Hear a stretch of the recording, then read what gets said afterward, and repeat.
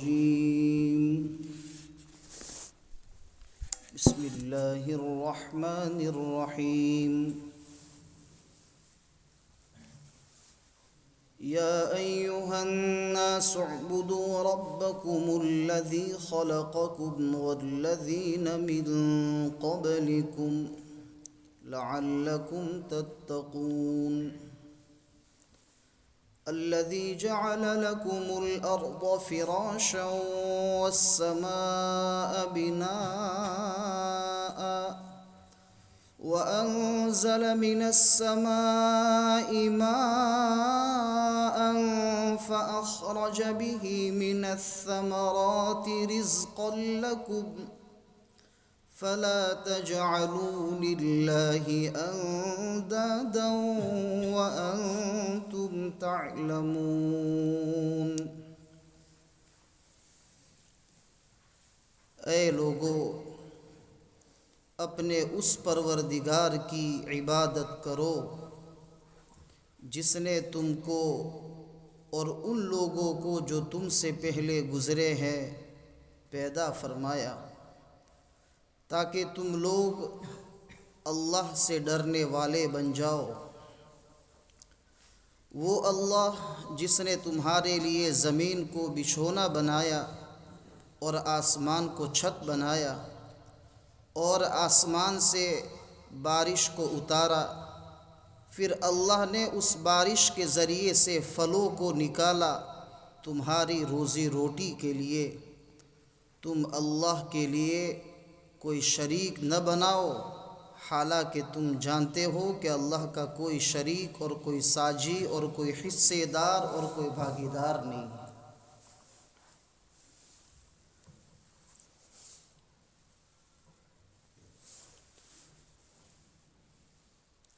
اللہ رب العزت نے ان دو آیتوں میں انسان کی دنیاوی اور اخروی ضرورت کو بیان فرمایا ہے۔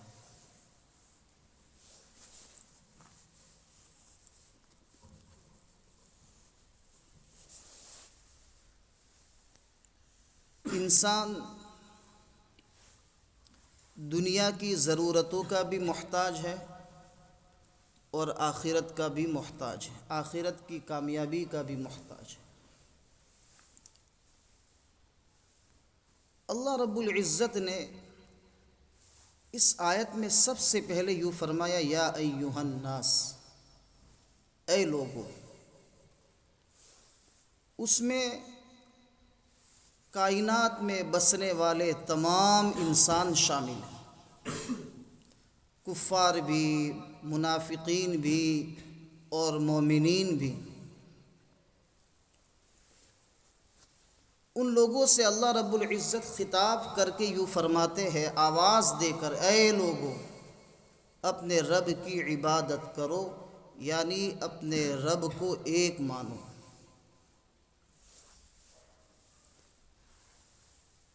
منافقین ہے، اگر الناس سے منافقین کو مراد لے تو اس کا مطلب یہ ہے کہ تم صحابہ جیسا ایمان لاؤ، کچا پکا ایمان نہ لاؤ۔ اور اگر کفار مراد ہے تو ان کو خطاب ہوگا تو یوں کہیں گے کہ تم دوسرے معبودوں کو چھوڑ کر ایک اللہ کی عبادت کرو۔ اور اگر الناس سے مومن مراد لے تو ان سے یوں کہیں گے کہ تم اللہ کی عبادت کرتے ہو، اس پر جمے رہو۔ تو الناس میں ہر قسم کے لوگ کیا ہو جائیں گے؟ شامل ہو جائیں گے۔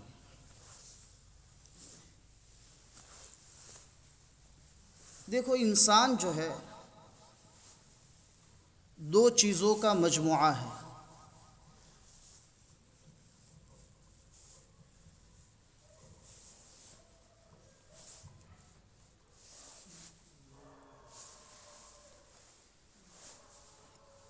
ایک ہے انسان جسم اور دوسری چیز ہے روح۔ جسم کے لیے بھی ضرورت ہے اور روح کے لیے بھی ضرورت ہے۔ جسم کے لیے جیسے کھانا پینا، سونا، جاگنا، چلنا، کمانا، یہ سب چیزیں انسان کی دنیا کی ضرورت ہے۔ اور ایک ضرورت ہے روح کی۔ روح کی ضرورت ہے اللہ کی عبادت، یعنی اللہ کی اطاعت۔ جس طریقے سے جسم کو اور انسان کے بدن کو کھانے اور پینے کے ذریعے سے تقویت اور طاقت ملتی ہے، اسی طریقے سے روح کو عبادت کے ذریعے سے طاقت ملتی ہے۔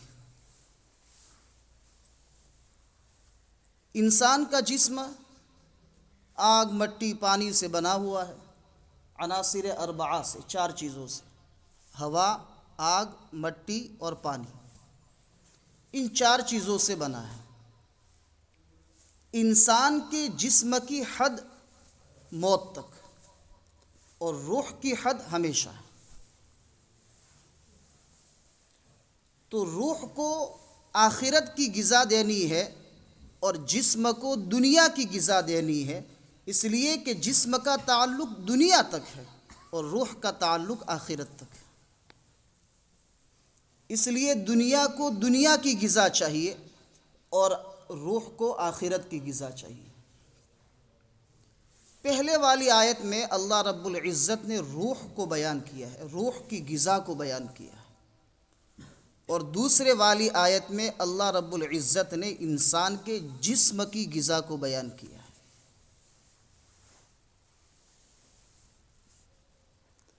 اور ان 2 چیزوں کو بیان کر کے اللہ رب العزت نے اپنی توحید کو بیان کیا ہے، اپنے ایک ہونے کو بیان کیا ہے۔ قرآن کریم کا انداز عجیب و غریب ہے۔ اللہ تعالیٰ توحید کو، اپنی ذات قادر ہونے کو، اسی طریقے سے جنت کے مناظر کو، جہنم کے عذاب کو، موت کی کیفیت کو اللہ رب العزت عجیب و غریب انداز سے بیان کرتے ہیں۔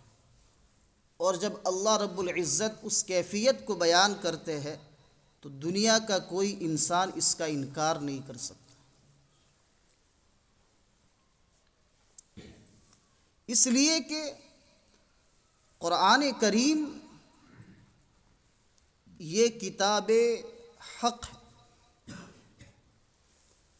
اور یہ ایسی کتاب حق ہے کہ مکۃ المکرمہ میں جب قرآن کریم نازل ہو رہا تھا تو اس وقت کفار بھی یوں کہتے تھے کہ یہ کسی انسان کی کتاب نہیں ہے، کسی انسان کا کلام نہیں۔ اخنس ابن شریق، ابو جہل، ابو سفیان، یہ تینوں رات کے وقت نبی کریم صلی اللہ علیہ وسلم سے قرآن سنتے تھے۔ صبح میں تینوں ایک ساتھ جمع ہوئے، پوچھا کہاں سے آ رہے ہو؟ تو کہا کہ سچ بتاؤ۔ تو کہا کہ ہم نبی کریم صلی اللہ علیہ وسلم سے قرآن سننے کے لیے رات کو گئے تھے۔ پھر آپس میں مشورہ یہ ہوا کہ آئندہ نہیں جائیں گے ورنہ لوگ کیا سمجھیں گے کہ یہ لوگ کفار ہو کر نبی کریم صلی اللہ علیہ وسلم کا انکار کر کے ان کی تلاوت اور ان کا قرآن سننے کے لیے جاتے ہیں۔ لیکن قرآن کریم میں مقناطیسی اثر ہے۔ مقناطیسی یعنی لوئی چمبک جیسا اثر ہے، جو ایک مرتبہ قرآن کریم کی حلاوت اور اس کی مٹھاس کو چکھ لیتا ہے تو پھر اس سے رہا نہیں جاتا۔ پھر دوسری رات کو بھی آ گئے، پھر سے دونوں یعنی صبح کے وقت ان کی ملاقات ہوئی آپس میں، پھر عہد کیا کہ اب نہیں جائیں گے۔ تیسرے دن پھر سے آ گئے، اور کون لوگ ہیں؟ جو کفار میں سب سے بڑے کافر۔ پھر 3 دن کے بعد انہوں نے مشورہ کیا کہ اب آئندہ ہم نہیں جائیں گے۔ اخنس ابن شریق وہ ڈنڈا لے کر سب سے پہلے ابو سفیان کے پاس گیا، کہا سچ بتاؤ یہ قرآن کیسا کیسا کلام ہے یہ محمد صلی اللہ علیہ وسلم جو پڑھتے ہیں، بتاؤ کیسا کلام ہے یہ؟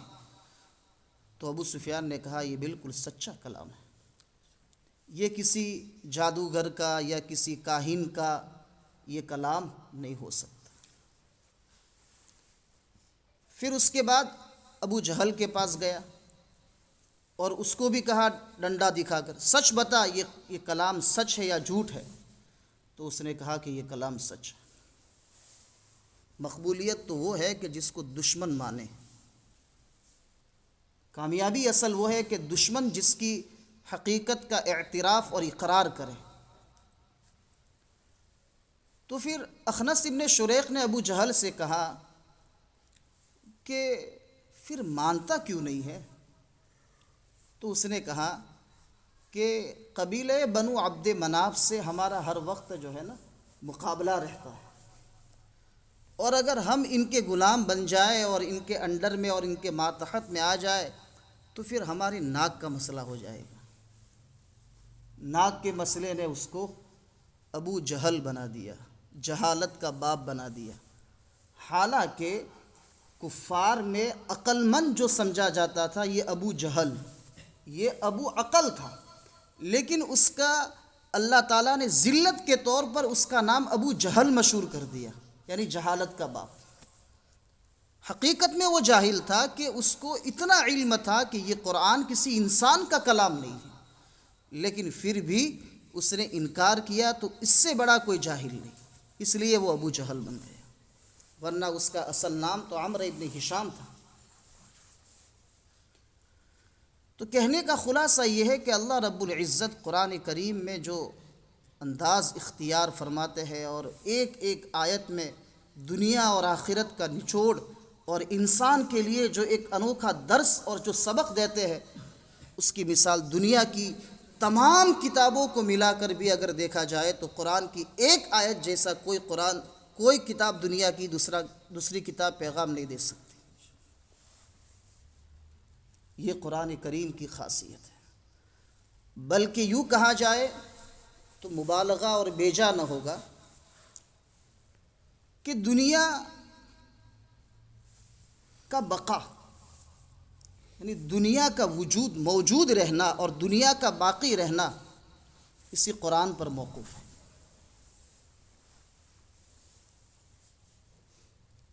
حدیث پاک میں آتا ہے لا تقوم الساعہ حتی یقال اللہ اللہ فی الارض، قیامت اس وقت تک قائم نہیں ہوگی جب تک کہ زمین پر ایک اللہ اللہ کہنے والا باقی نہ رہے۔ تو گویا کہ دنیا پر موت آئے گی کب؟ جب زمین پر اللہ اللہ کہنے والا نہیں رہے گا، اور اللہ اللہ کہنے والا وہ ہوگا جو مومن ہوگا، اور مومن وہ ہوگا جو قرآن والا ہوگا، اور قرآن نہیں تو مومن نہیں، مومن نہیں تو اللہ اللہ نہیں، اللہ اللہ نہیں تو پھر زمین ختم، زمین کا بقا بھی نہیں۔ تو گویا کہ قرآن کریم یہ اس دنیا کے نظام کو چلانے کا آب حیات ہے، یہ آب حیات ہے۔ تو انسان کے جسم اور اس کے بدن کے لیے غذا ضروری ہے، پانی ضروری ہے، آب کے معنی پانی ضروری ہے۔ اسی طریقے سے روح کے لیے قرآن کا آب حیات ضروری ہے۔ قرآن سے مراد قرآن کریم کی آیتوں کا حفظ اور قرآن کریم کی آیات میں بیان کیے ہوئے معانی پر عمل۔ اگر انسان کی زندگی میں قرآن کے مطابق یعنی اللہ کے احکام کے مطابق، نبی کریم صلی اللہ علیہ وسلم کے پاکیزہ طریقوں کے مطابق عمل ہے تو سمجھو کہ وہ صاحب قرآن ہے، اس کی نسبت قرآن سے۔ اللہ رب العزت نے قرآن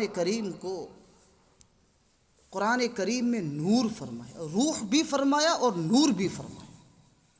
وَكَذَلِكَ أَوْحَيْنَا إِلَيْكَ رُوحًا مِّنْ أَمْرِنَا، اے محمد صلی اللہ علیہ وسلم، ہم نے آپ کی طرف ہمارے امر میں سے روح کو اتارا، روح کی وحی کی، تو کس چیز کی وحی کی؟ وہ روح کیا ہے؟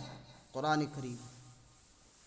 ما کنت تدری ما الکتاب ولا الایمان، اس سے پہلے آپ ایمان اور کتاب کا علم نہیں رکھتے تھے، آپ کو معلوم نہیں تھا، لیکن اس قرآن کو جو روح ہے، روح کو اتار کر ہم نے اس روح کو وَلَٰكِن جَعَلْنَاهُ نُورًا، ہم نے اس قرآن کو نور بنایا۔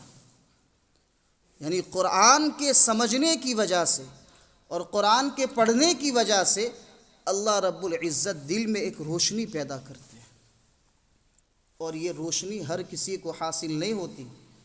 نہدی بہ من نشاء من عبادنا، اللہ چاہے تو یہ آپ کو یہ توفیق مل سکتی ہے، ورنہ اللہ نہ چاہے تو آپ کو یہ توفیق نہیں مل سکتی۔ یہ قرآن کریم کی عظمت ہے، یہ قرآن کریم کا مقام ہے۔ اسی لیے حدیث پاک میں آتا ہے کہ من حفظ القرآن وعمل به توج والداہ یوم القیامہ، کہ جو بچہ قرآن کریم کو حفظ کر لیتا ہے اور اس پر عمل کرتا ہے تو اللہ تعالیٰ اس کے والدین کو کل قیامت کے دن تاج پہنائیں گے۔ یہ اس بچے کے یعنی ان والدین کے بچے کے حفظ کی برکت سے، اس کے انعام میں، تو اللہ تعالیٰ والدین کو جب تاج پہنائیں گے تو اس بچے کو کیا انعام دیں گے اس قرآن کی نسبت پر۔ اس لیے قرآن کریم کی عظمت، قرآن کریم سے عشق اپنے دلوں میں پیدا کرو، اس کی تلاوت پابندی سے کرو۔ خیر، تو اعبدوا ربکم، اس میں انسان کی روح کی غذا ہے۔ اعبدوا ربکم، اپنے اس رب کی عبادت کرو جس رب نے تم کو پیدا کیا اور تم سے پہلے والی جو امت گزری ہے ان کو پیدا کیا۔ اللہ نے یہ نہیں فرمایا کہ تم سے بعد والوں کو بھی پیدا کریں گے، اس لیے کہ ہمارے بعد کوئی امت ہے ہی نہیں۔ گویا کہ ختم نبوت کی دلیل بھی اس میں آ گئی۔ رب کس کو کہتے ہیں؟ حالانکہ یوں کہنا چاہیے یا ایھا الناس اعبدوا اللہ، لیکن اللہ نے فرمایا اعبدوا ربکم، اپنے پروردگار کی۔ رب کس کو کہتے ہیں؟ رب کے معنی ہوتے ہیں تربیت کرنے والا۔ اس کو آسان الفاظ میں اگر یوں کہا جائے تو چھوٹے سے بڑا کرنے والا، چھوٹے سے بڑا کرنے والا۔ اور انسان جو ہوتا ہے جب پیدا ہوتا ہے تو ناسمجھ ہوتا ہے، اللہ تعالیٰ اس کے اندر آہستہ آہستہ آہستہ آہستہ صلاحیتیں پیدا کرتے ہیں۔ پھر ایک مدت ہوتی ہے کہ وہ کچھ بولنا شروع کرتا ہے، پھر اچھے طریقے سے بولنا شروع کرتا ہے، پھر بڑا ہوتا ہے۔ اور یہ چیز صرف حضرت انسان کے ساتھ ہے، اس لیے کہ حضرت انسان کی تربیت آہستہ آہستہ آہستہ کر کے انہیں یہ احساس دلانا ہے کہ تم کچھ نہیں تھے، اللہ نے تم کو کچھ بنایا۔ دنیا کی دوسری مخلوق چرند پرند پیدا ہوئے اور 2-10 منٹ کے بعد بولنا بھی شروع اور کھانا بھی شروع۔ چونکہ چرند پرند اللہ کے احکام کے مکلف نہیں ہے، ان کو توحید کا درس نہیں دینا، توحید کا درس حضرت انسان کو دینا ہے۔ اس لیے اللہ رب العزت نے ان کی تربیت ہی اس انداز سے فرمائی کہ انسان اپنی تربیت میں غور کرے تو اس کو رب سمجھ میں آئے۔ اس لیے اللہ رب العزت نے اعبدوا ربکم کا لفظ استعمال کیا۔ خلقکم والذین من قبلکم، تو اسی رب کی عبادت کرنی چاہیے یا نہیں کرنی چاہیے؟ بالکل اسی رب کی عبادت کرنی چاہیے جس نے ہمیں پیدا فرمایا۔ اسی لیے ہم اعتراف اور اقرار کرتے ہیں زبان سے بھی اور دل سے بھی، لا الہ الا اللہ محمد الرسول اللہ، ایک اللہ کی وحدانیت کو ہم زبان سے بولتے بھی ہیں اور دل کی گہرائی سے مانتے بھی ہیں، اور نبی کریم صلی اللہ علیہ وسلم کی رسالت کو زبان سے بولتے بھی ہیں اور دل سے مانتے بھی ہیں۔ کیوں رب کی عبادت کرنی ہے؟ لعلکم تتقون، تاکہ تمہارے اندر اللہ کا ڈر پیدا ہو، اللہ کا ڈر پیدا ہو۔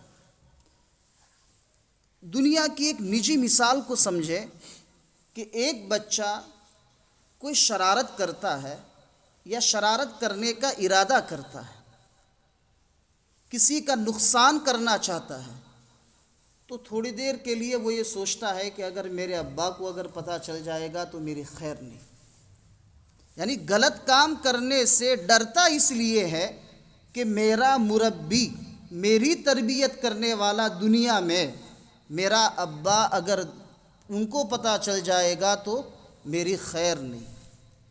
اسی طریقے سے اللہ کے احکام کو توڑنے والا اگر اپنے رب کو سچا اور پکا رب اور اللہ مانتا ہے تو اللہ کے حکم کو توڑنے سے پہلے یہ سوچتا ہے کہ میرا رب ناراض ہو جائے گا، اگر میرا رب ناراض ہو گیا تو پھر میرے لیے خیر نہیں۔ تو دنیا کے مسائل میں ایک بچہ اپنے باپ سے ڈرتا ہے محض اس لیے کہ اگر پتہ چل گیا تو خیر نہیں۔ تو ایک مسلمان کو، ایک اللہ کے پرستش اور اللہ کی عبادت کرنے والے کو اللہ سے کتنا ڈرنا چاہیے؟ یہ جو ڈر ہے اسی کا نام ہے تقوی۔ اسی کو اللہ نے فرمایا لعلکم تتقون، تاکہ تمہارے اندر اللہ کا ڈر پیدا ہو۔ جس نے تم کو بنایا، جس نے تمہارے لیے یہ دنیا سجائی، تو تم اس کی قدرت کا اندازہ لگا سکتے ہو۔ اب اس کی مخلوق ہو کر تم اپنے خالق کی اگر نافرمانی کرو گے تو اللہ کی پکڑ بھی بڑی سخت ہے۔ اس لیے اس اللہ کی وحدانیت کو سمجھ کر اس کا ڈر اپنے دلوں میں پیدا کرو۔ جس کے دل میں اللہ کا ڈر پیدا ہو جاتا ہے تو اس کے لیے اللہ کے احکامات پر آنا اور چلنا آسان ہو جاتا ہے۔ تو یہ ہے روحانی غذا، یعنی ایک اللہ کی عبادت اور اس کے احکام کے مطابق زندگی گزارنا، یہ ہمارے روح کی ضرورت ہے۔ دیکھو، مومن کی روح اعلیٰ علیین میں جاتی ہے اور کافر کی روح سجین میں جاتی ہے۔ کلا ان کتاب الفجار لفی سجین۔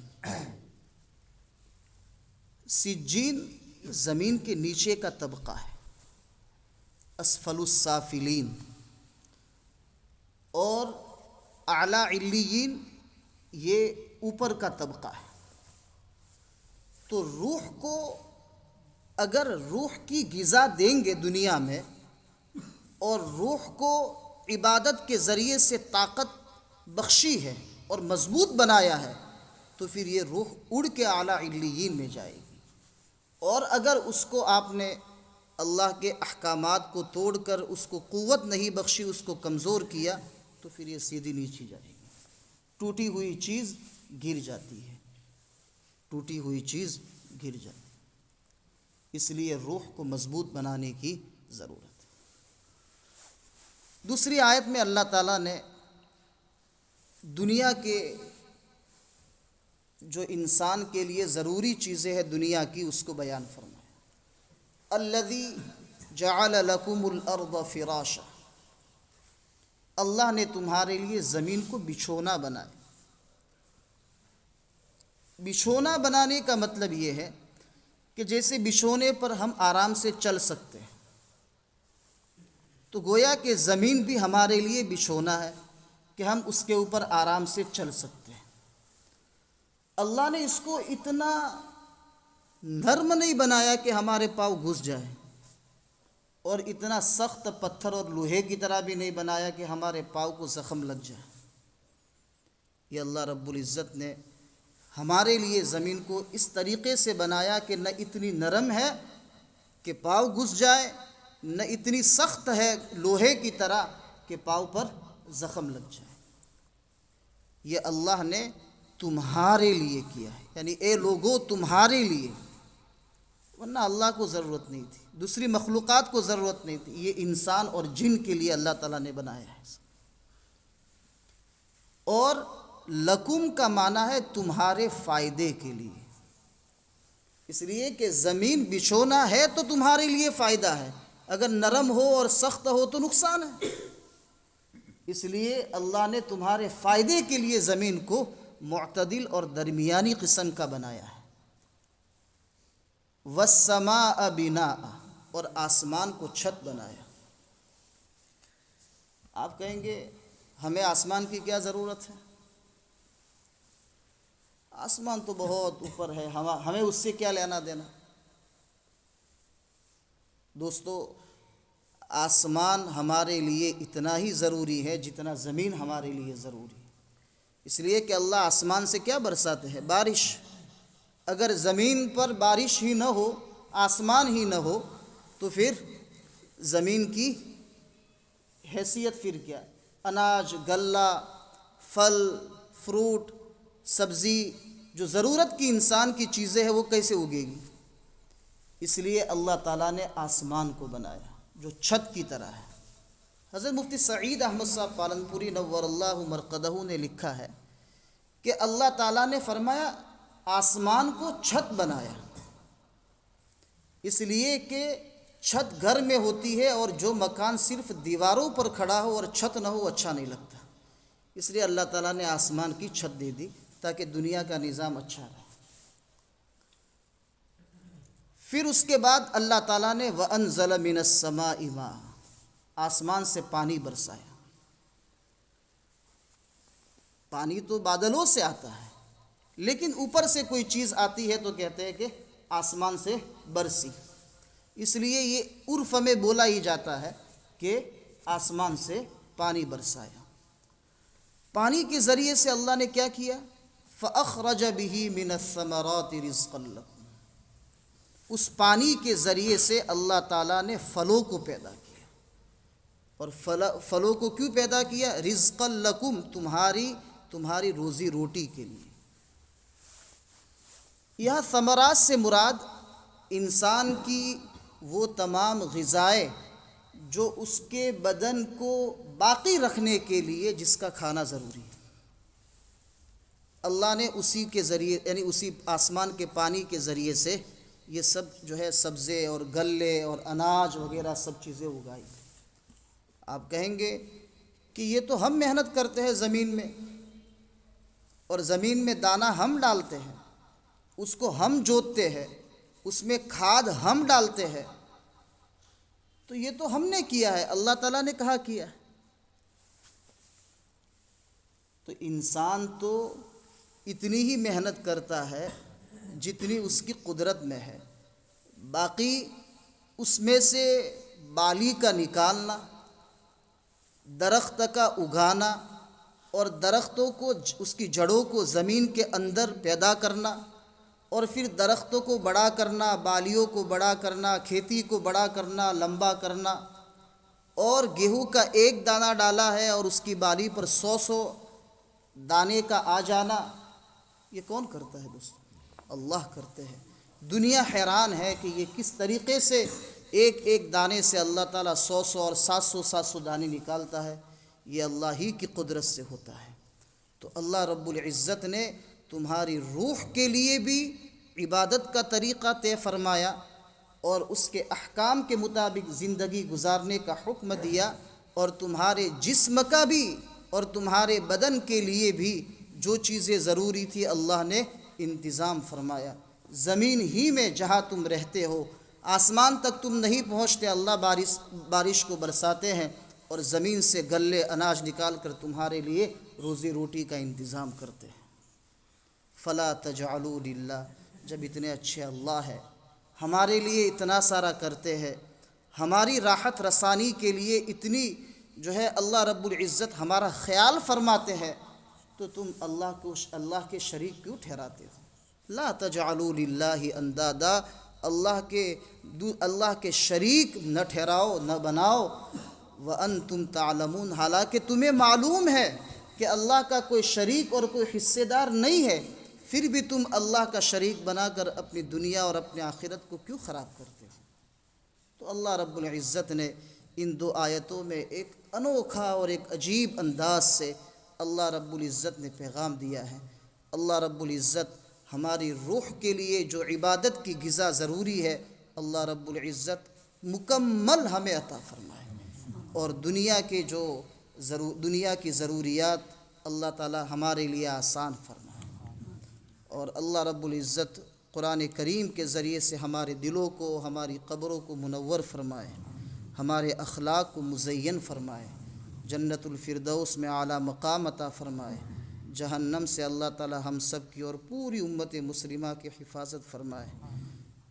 وصلی اللہ تعالی علی النبی الکریم وعلی آلہ وصحبہ وسلم۔ سبحان ربک رب العزت عما یصفون وسلام علی المرسلین، الحمد للہ۔